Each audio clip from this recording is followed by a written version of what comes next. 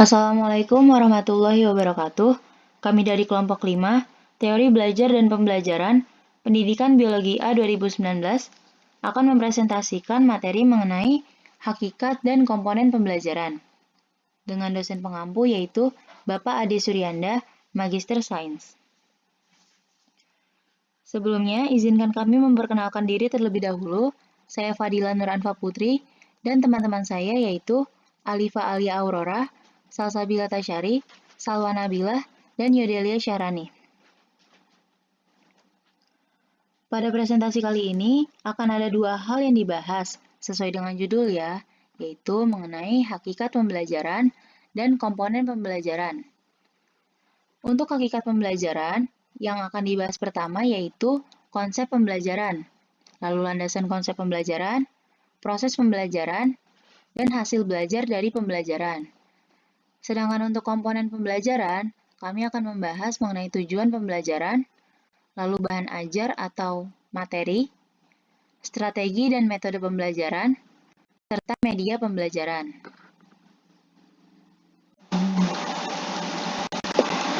Baik, pada hakikat pembelajaran kita sudah tahu ya, tadi bahasan pertamanya yaitu mengenai konsep pembelajaran. Jadi kita harus tahu dulu, bagaimana sih konsep pembelajaran itu, atau apa yang dimaksud dengan pembelajaran. Jadi pembelajaran merupakan istilah yang diambil dari terjemahan kata instruction. Nah, kata instruction ini juga memiliki makna yaitu pengajaran. Maka tidak jarang orang yang membedakan antara kata pembelajaran dengan kata pengajaran. Jadi kata pembelajaran dan kata pengajaran ini memiliki artian yang mirip, namun sebenarnya memiliki konotasi yang berbeda. Nah, menurut Arif S. Sadiman, kata pembelajaran dan pengajaran dapat dibedakan maknanya. Kalau pengajaran yaitu hanya ada pada konteks antara guru dengan murid di kelas formal. Sedangkan untuk pembelajaran merupakan kegiatan belajar siswa melalui usaha-usaha yang terencana dalam memanipulasi sumber-sumber belajar agar terjadi proses belajar. Nah, dari sini dapat disimpulkan bahwa kata pembelajaran itu memiliki lingkup yang lebih luas dibanding dengan pengajaran. Namun ada juga yang mengatakan bahwa kata pembelajaran dan pengajaran pada hakikatnya sama, yaitu suatu proses interaksi antara guru dan siswa dalam mencapai tujuan yang telah ditentukan. Nah, tapi kata pengajaran ini memberi kesan hanya sebagai pekerjaan yang satu pihak, yaitu pekerjaan dari pengajar saja. Sedangkan kata pembelajaran itu lebih menekankan bahwa adanya interaksi antara pengajar dengan peserta didik. Nah, jadi kedua pandangan tersebut sebenarnya dapat digunakan dua-duanya sama saja. Yang terpenting adalah interaksi antara guru dan siswa itu harus adil, yaitu adanya komunikasi yang sifatnya timbal balik atau bersifat dua arah di antara pengajar maupun yang sedang diajar. Nah, hal tersebut juga berlaku dalam proses pembelajaran secara langsung maupun secara tidak langsung, yaitu melalui media. Nah, jadi apa itu pembelajaran? Pembelajaran yaitu proses interaksi peserta didik dengan pendidik serta sumber belajar pada suatu lingkungan belajar. Jadi ciri utama dari kegiatan pembelajaran ini itu terletak pada proses interaksi. Jadi adanya interaksi yang terjadi antara yang sedang belajar dengan lingkungan belajarnya. Nah, lingkungan belajarnya itu bisa dari guru, teman, tutor, media pembelajaran, atau sumber belajar lainnya. Sedangkan ciri-ciri lain dari pembelajaran ini berkaitan dengan komponen-komponen pembelajaran itu sendiri, di mana dalam pembelajaran itu ada beberapa komponen seperti harus adanya pendidik atau pengajar, serta adanya peserta didik atau orang yang diajar. Lalu harus adanya tujuan, ada materi atau bahan ajar, lalu metode dan media, evaluasi, dan lain sebagainya, yang mana nanti akan dibahas oleh teman-teman saya. Setelah kita mempelajari konsep pembelajaran, sekarang kita akan mempelajari tentang landasan konsep pembelajaran.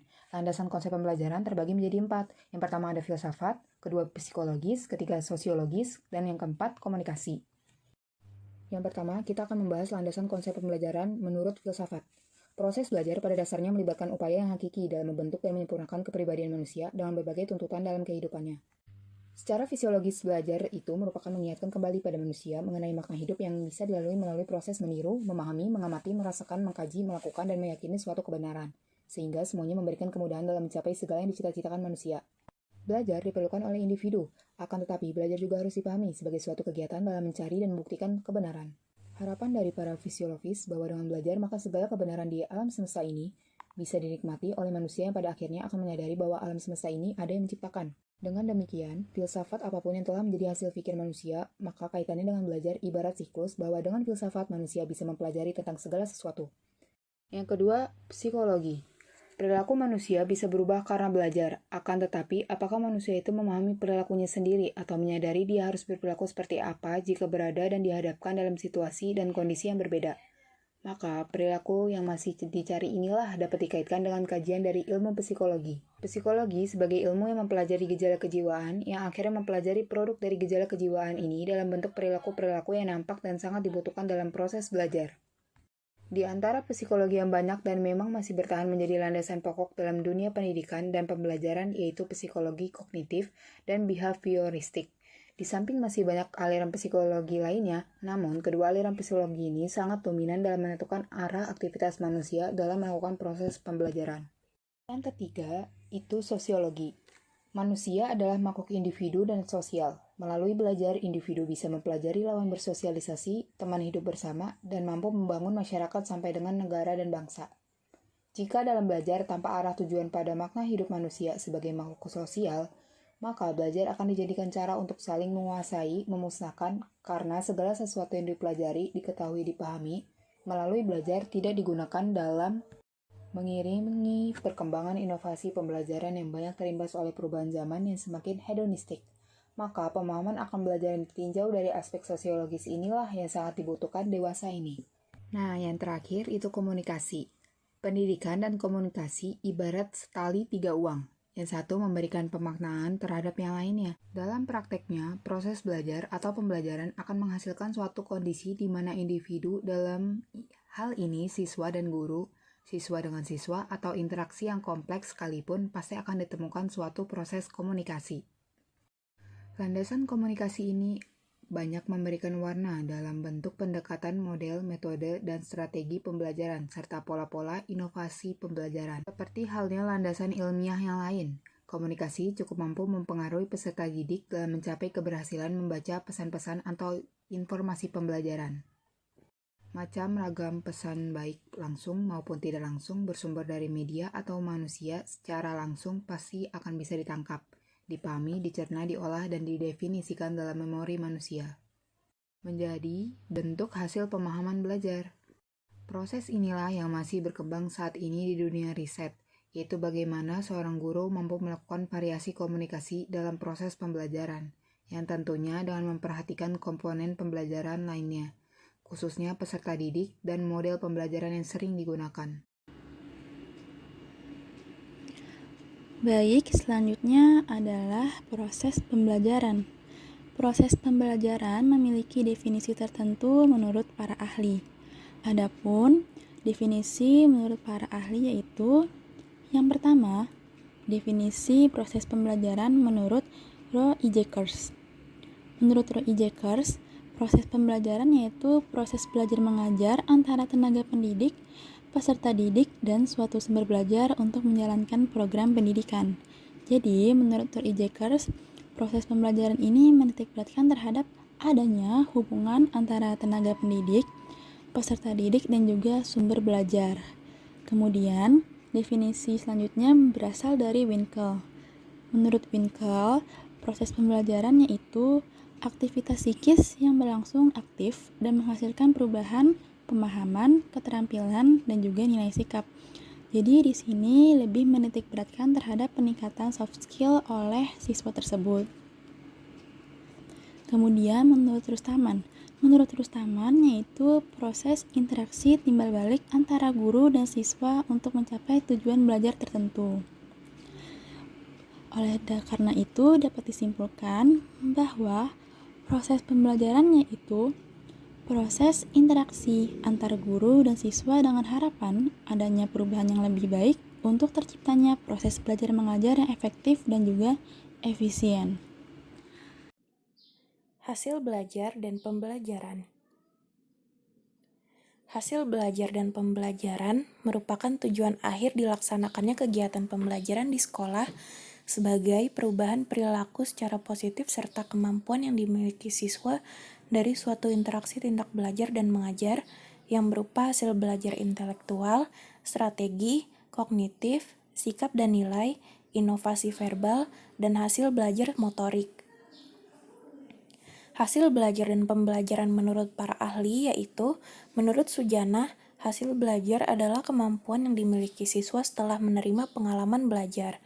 Menurut Warsito, hasil dari kegiatan belajar ditandai dengan adanya perubahan perilaku ke arah positif yang relatif permanen pada diri orang yang belajar.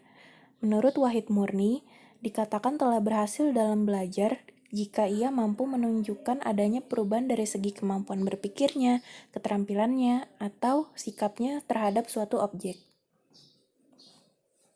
Kemampuan hasil belajar.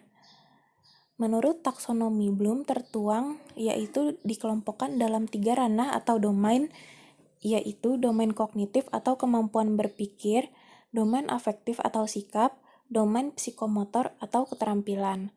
Setelah itu dikembangkan oleh Gagne menjadi 5 macam kemampuan hasil belajar, diantaranya hasil belajar secara intelektual, strategi kognitif, sikap dan nilai, informasi verbal, serta keterampilan motorik. Selanjutnya adalah instrumen penilaian. Tes dan pengukuran memerlukan alat sebagai pengumpul data yang disebut dengan instrumen penilaian hasil belajar. Menurut Wahid Murni, instrumen dibagi menjadi 2 bagian besar yaitu tes dan non-tes. Selanjutnya, menurut Hamalik, memberikan gambaran bahwa hasil belajar yang diperoleh dapat diukur melalui kemajuan yang diperoleh siswa setelah belajar dengan sungguh-sungguh. Kemudian ada tujuan pembelajaran. Tujuan pembelajaran merupakan suatu target yang ingin dicapai oleh kegiatan pembelajaran. Tujuan pembelajaran ini juga merupakan tujuan antara dalam upaya mencapai tujuan-tujuan yang lain, yang lebih tinggi tingkatannya, yakni tujuan pendidikan dan tujuan pembangunan nasional. Dimulai dari tujuan pembelajaran, untuk umum dan khusus, tujuan-tujuan itu bertingkat, berakumulasi, dan bersinergi untuk menuju tujuan yang lebih tinggi tingkatannya, yakni membangun manusia atau peserta didik yang sesuai dengan yang dicita-citakannya. Kemudian ada klasifikasi tujuan pembelajaran. Tujuan pembelajaran dapat diklasifikasikan menjadi beberapa bagian. Umar Hamalik mengklasifikasikan tujuan pembelajaran menjadi 3 bagian, yaitu yang pertama berdasarkan pendekatannya, yang kedua berdasarkan jenis perilakunya, dan yang ketiga berdasarkan sumbernya.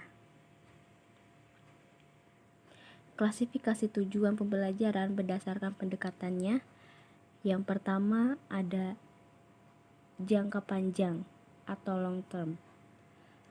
Tujuan jangka panjang ini yaitu tujuan yang berupa pengetahuan dan keterampilan yang ditujukan sepanjang hidup. Yang kedua ada tujuan antara atau medium term. Tujuan ini diperoleh dari hasil pembelajaran di sekolah atau di lembaga-lembaga pendidikan formal. Yang ketiga ada tujuan pembelajaran course. Tujuan ini berkaitan dengan bidang studi yang akan diajarkan. Yang keempat, ada tujuan setiap unit pembelajaran. Tujuan ini berkaitan dengan tujuan setiap pokok bahasan dalam setiap materi, setiap studi. Kemudian ada tujuan latihan, yaitu tujuan pembelajaran yang spesifik bertujuan untuk mengajarkan aspek latihan berupa keterampilan, dan lebih cenderung bersifat praktek. Kemudian, berdasarkan sumbernya, tujuan pembelajaran dapat didasarkan atas kebutuhan masyarakat, kebutuhan organisasi, dan kebutuhan individu. Sedangkan, menurut jenis perilakunya, tujuan dibedakan menjadi 3, yaitu tujuan berupa kognitif, tujuan-tujuan afektif, dan tujuan-tujuan psikomotorik. Hal tersebut sejalan dengan pendapat Bloom yang menggunakan istilah ranah, yaitu ranah kognitif. Ranah kognitif yaitu menekankan pada aspek intelektual dan memiliki jenjang dari yang rendah sampai yang tinggi. Ada ranah psikomotorik. Ranah psikomotorik yaitu ranah ini menekankan pada gerakan-gerakan jasmania dan kontrol fisik. Kemudian ada ranah afektif. Ranah afektif ini adalah sikap, perasaan, emosi, dan karakteristik moral yang diperlukan untuk kehidupan dan masyarakat. Pembelajaran. Apa sih strategi pembelajaran itu? Strategi pembelajaran yaitu adalah suatu kegiatan pembelajaran yang harus dikerjakan guru dan siswa agar tujuan pembelajaran dapat dicapai secara efektif dan juga efisien. Lalu, terdapat beberapa kriteria penilaian dari strategi pembelajaran. Yang pertama yaitu kesesuaian dengan kompetensi yang akan dikembangkan. Yang kedua, kesesuaian dengan kondisi belajar mengajar yang diinginkan. Yang ketiga, kejelasan rumusan, terutama mencakup aktivitas guru maupun siswa. Keempat, kemungkinan keterlaksanaan dalam kondisi dan alokasi waktu. Selanjutnya, ada faktor-faktor yang mempengaruhi strategi pembelajaran. Adapun yaitu 1. Tujuan. Tujuan ini merupakan gambaran bagi pendidik kepada peserta didik tentang hasil yang akan dicapai setelah melakukan proses belajar mengajar. Yang kedua yaitu materi. Materi di sini merupakan sesuatu yang disajikan oleh guru atau tenaga pendidik untuk diolah dan kemudian dipahami oleh siswa dalam rangka pencapaian tujuan-tujuan instruksional yang telah ditetapkan. Kemudian di sini ada siswa. Siswa di sini merupakan seseorang yang akan menerima ilmu atau menerima materi dari tenaga pendidik. Yang keempat yaitu fasilitas, yaitu sarana dan prasarana penunjang proses belajar dan mengajar. Yang kelima yaitu guru. Guru yaitu seseorang yang menyiapkan materi, menyampaikan materi, serta bertanggung jawab dan mengatur semua kegiatan belajar mengajar dalam proses pembelajaran. Kemudian di sini terdapat waktu. Waktu yang dimaksud adalah jumlah waktu dan kondisi waktu. Jumlah waktu yaitu berapa menit atau berapa jam seseorang siswa belajar dalam sekali pertemuan. Dan kondisi waktu yaitu apakah dilakukan pada siang hari, malam hari, ataupun sore hari. Karena perbedaan waktu yang akan menghasilkan perbedaan hasil juga pada saat proses pembelajaran. Kemudian di sini kita akan melihat jenis-jenis strategi pembelajaran. Yang pertama yaitu strategi ekspositorial klasikal. Pada strategi ekspositorial klasikal, peran guru lebih dominan daripada siswanya. Karena apa? Pada strategi ini, guru akan menyiapkan materi, menjelaskan materi, dan juga memberikan feedback atau umpan balik. Adapun faktor yang mempengaruhinya yaitu jumlah siswa yang cukup banyak. Yang kedua, sumber pelajaran jumlahnya yang sangat terbatas. Yang ketiga, media lain tidak ada. Dan yang keempat, waktunya terbatas. Selanjutnya, ada strategi heuristik. Strategi heuristik ini dibagi menjadi 2, yaitu discovery dan juga inquiry. Pada discovery, yaitu proses yang terjadi apabila siswa menggunakan mentalnya untuk menemukan beberapa konsep. Jadi di sini seorang siswa akan terlibat dalam menggunakan proses mentalnya untuk menemukan beberapa konsep. Contohnya adalah seorang siswa yang berpikir mengapa kayu terapung di atas permukaan air. Setelah menimbang jenis berat kayu tersebut dan juga mengetahui jenis QI tersebut, maka seorang siswa tersebut akan mendapatkan hasilnya atau akan mendapatkan jawabannya. Kemudian yaitu inquiry. Untuk inquiry yaitu perluasan proses discovery yang digunakan dengan cara yang terbuka. Di sini seorang siswa akan melakukan perancangan eksperimen, perumusan problem, melakukan eksperimen, menganalisis data, dan juga menarik kesimpulan. Selanjutnya yaitu metode pembelajaran. Metode pembelajaran di sini memiliki arti yaitu cara yang digunakan oleh pendidik pada saat berlangsungnya pembelajaran dengan mengatur sebaik-baiknya materi yang disampaikan agar memperoleh pembelajaran yang terencana untuk mencapai tujuan. Kemudian di sini terdapat jenis-jenis metode pembelajaran. Yang pertama yaitu adalah diskusi. Pada diskusi yaitu percakapan ilmiah yang responsif berisikan pertukaran pendapat yang dijalin dengan pertanyaan yang problematik. Jadi di sini antara tenaga pendidik dan juga peserta didik akan terjadi diskusi tanya jawab. Akan ada yang bertanya dan akan ada yang menanggapi serta menjawabnya. Yang kedua adalah metode latihan. Metode ini menggunakan pembelajaran dengan cara yang diulang-ulang. Pada metode ini, seorang tenaga pendidik akan mereview kembali atau sering-sering mereview materi yang telah disampaikan pada pertemuan sebelumnya. Kemudian, ada jenis demonstrasi. Pada jenis ini menggunakan peragaan untuk memperjelas suatu pengertian atau memperlihatkan bagaimana suatu proses ini terjadi. Jadi di sini seorang tenaga pendidik akan menggunakan peraga untuk menambah pemahaman bagi siswanya. Kemudian ada metode ceramah. Di sini cara menyajikan pelajaran melalui penuturan secara lisan atau penjelasan langsung kepada sekelompok siswa. Selanjutnya, media pembelajaran. Media pembelajaran adalah alat bantu yang digunakan untuk menunjang pelaksanaan proses belajar mengajar, mulai dari buku sampai menggunakan perangkat elektronik di kelas.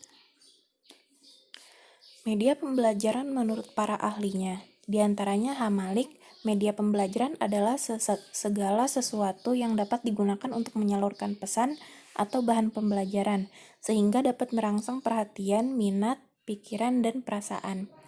Menurut Gerlach dan Ely, media pembelajaran merupakan alat-alat grafis, fotografis, atau elektronis untuk menangkap, memproses, dan menyusun kembali informasi visual atau verbal. Menurut Latuheru, media pembelajaran adalah bahan, alat, atau teknik yang digunakan dalam kegiatan belajar mengajar dengan maksud agar proses interaksi, komunikasi, edukasi antara guru dan siswa dapat berlangsung secara tepat guna dan berdaya. Fungsi dari media pembelajaran ada dua, yaitu secara umum dan menurut Leviland. Secara umum, yaitu fungsinya menarik perhatian siswa, memperjelas penyampaian pesan, mengatasi keterbatasan ruang dan waktu, menghindari kesalahan tafsir, mengakomodasi perbedaan tipe gaya belajar siswa, dan untuk mencapai tujuan pembelajaran secara efektif. Lalu, menurut Leviland, fungsi atensi adalah fungsi menarik perhatian siswa agar semakin konsentrasi dalam belajar. Lalu ada fungsi afektif, yaitu kenyamanan siswa ketika belajar. Lalu ada fungsi kognitif, yaitu mempermudah memahami dan mengingat informasi. Lalu ada fungsi kompensatoris, yaitu membantu siswa yang lemah dan lambat menerima pelajaran yang dibicarakan secara verbal atau teks. Selanjutnya adalah jenis media pembelajaran. Di sini ada 6 jenis media pembelajaran, di antaranya media cetak yang contohnya itu buku, modul, majalah, gambar, poster, dan lainnya.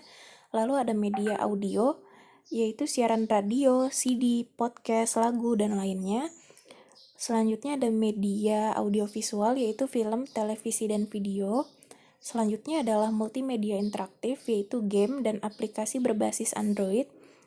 Lalu ada e-learning, diantaranya LMS-ONJ, Udemy, Kode Academy, Ruang Guru, Google Classroom, dan lainnya. Lalu adalah media realia, yaitu diantaranya menggunakan tumbuhan, bebatuan, pepohonan, mata uang, kancing, dan makanan dan lainnya. Yang selanjutnya adalah manfaat media pembelajaran. Bagi guru, manfaatnya adalah memudahkan guru dalam menjelaskan materi yang rumit. Metode pembelajaran yang digunakan bisa lebih bervariasi, efisiensi dalam penggunaan waktu dan tenaga, dapat lebih mudah memfokuskan perhatian murid terhadap materi yang sedang dipelajari, menata suasana kelas agar lebih hidup dan interaktif, lalu membuat siswa menjadi lebih aktif di kelas dan tidak mudah merasa bosan, dan tercapainya tujuan kegiatan belajar dan mengajar secara efektif. Lalu, manfaat media pembelajaran bagi murid diantaranya bisa lebih memahami materi yang disampaikan pengajar, pembelajaran lebih menyenangkan dan mengerti, kualitas belajar siswa meningkat, proses belajar dapat dilakukan di mana saja, mendukung pembelajaran secara otodidak, membangkitkan motivasi dan minat, serta keinginan belajar. Yang terakhir adalah kriteria pemilihan media pembelajaran. Dalam menggunakan media pembelajaran, guru harus memastikan bahwa media yang dipilih sesuai dengan kebutuhan tujuan pembelajaran siswa. Untuk itu, ada beberapa hal utama yang harus diperhatikan dalam pemilihan media pembelajaran. Menurut Hernawan, terdapat 3 hal yang perlu dijadikan pertimbangan dalam pemilihan media pembelajaran. Di antaranya adalah tujuan pemilihan media, karakteristik media, alternatif media pembelajaran yang dipilih.